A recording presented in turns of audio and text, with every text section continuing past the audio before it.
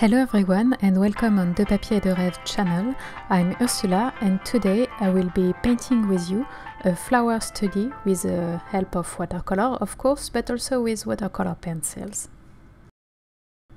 When I'm painting in my watercolor sketchbook, it's often to study or to experiment with something new. And here today it's a watercolor pencil. Well, it's not really new for me, but I'm using them a little bit more these days than I ever used them before. And you can have a look at them at the top of my video. I'm using this watercolor pencil mostly in order to get a little bit more texture in my painting, and also to give a little bit of energy and different marks than I can get with my brush. And by experimenting with them in a previous painting, I've discovered that I do not like to use them on dry paper. It's mostly like a regular color pencil if used as so. But if I use them on already wet surface and with already watercolor on it, it's there that they became very interesting, and they add the most texture this way, because when the point of the pencil is wet, the color payoff is really more important than when it's dry. And I can get the most of my pencil this way. My subject for this study is some anemone. I think it's called that way in English, or windflower maybe. So that's the first flower I can see in Stockholm right now. There is no flower at all on the ground, just this little one. Very yellow and very powerful and bright, and it's very nice to see them because that's the only touch of colors there is in the landscape right now. You won't probably recognize them because I've made them my own in a way. It's just an inspiration for the colors and for the shape, but they are a little bit more energetic in my sketch than they are in real life, and also a lot bigger, and that's because I want to see a little bit more spring right now in Stockholm than it is.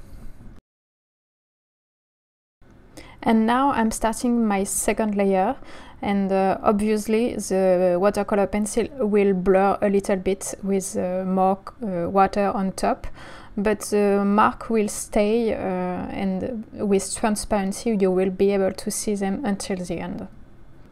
And that's so because the color is quite powerful. You cannot blur it totally, but also because I've used them on wet paper and they have scratched the paper a little bit, and that's okay, that's what I want, but you have to keep that in mind. The marks won't fade like watercolor would. It's been quite a long time that I know about this watercolor pencil.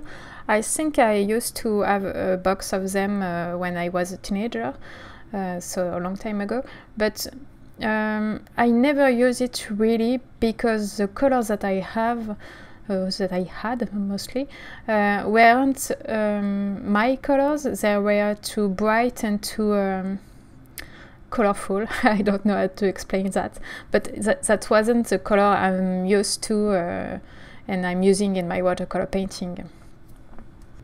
So if I have one advice to give you about this watercolor pencil, it's to not buy the box ready-made by the fabricant, the producer of the watercolor pencil, because that's not the color you like.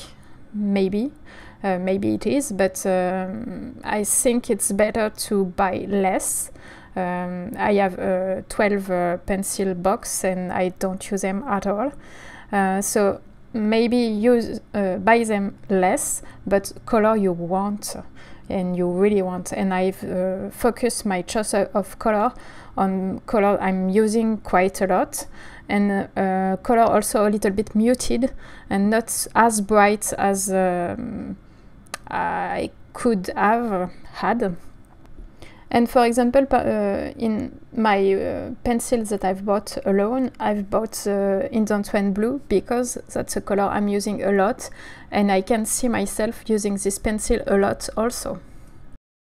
And I've chosen also some colors because that's color I'm seeing in the street and in the landscape here, so I can be able to use them more in my plein air painting session.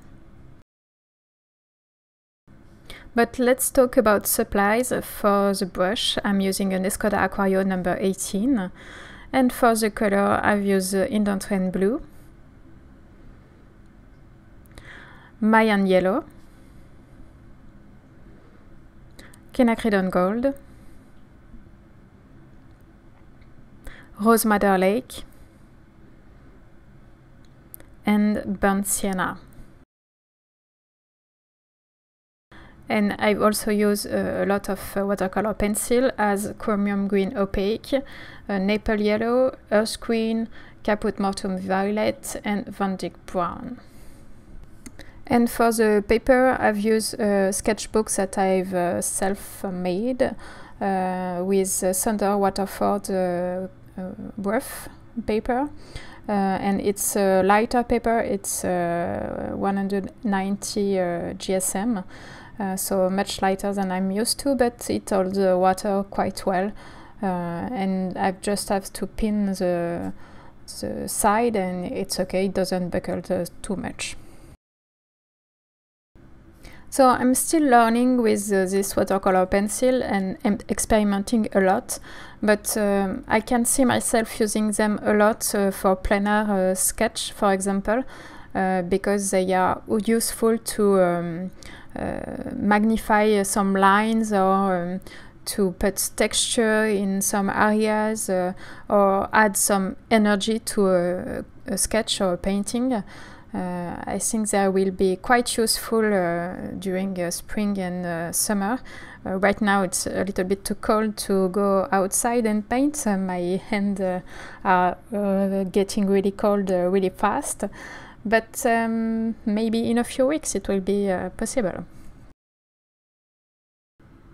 And while I'm adding a little bit more detail to my drawing or painting, I don't know how to call it, I just want to talk a little bit more about the shadow I've made on this painting.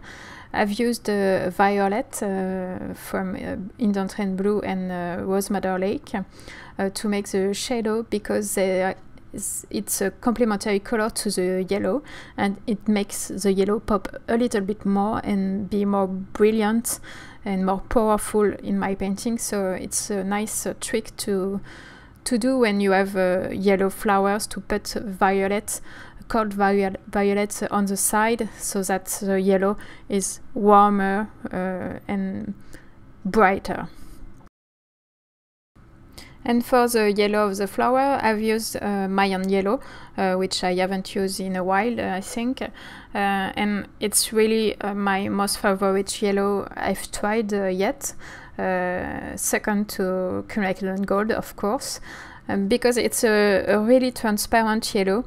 Very nice to play with, and you can have a dark yellow and very light shade of yellow with it, and it's very balanced. It's not too warm and not too cool, so very nice to play with. I've painted this sketch really fast. I think without the drying time it's 15, maybe 20 minutes, but not, I'm not really sure, more 15 minutes. And I like that because there is a lot of energy in it, and I think it's interesting sometimes to paint a little bit faster in order to get just less details than you would have done with much more time.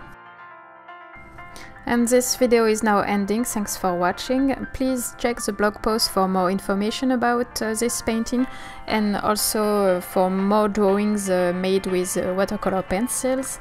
and tell me what you think about this painting in the comments. See you soon.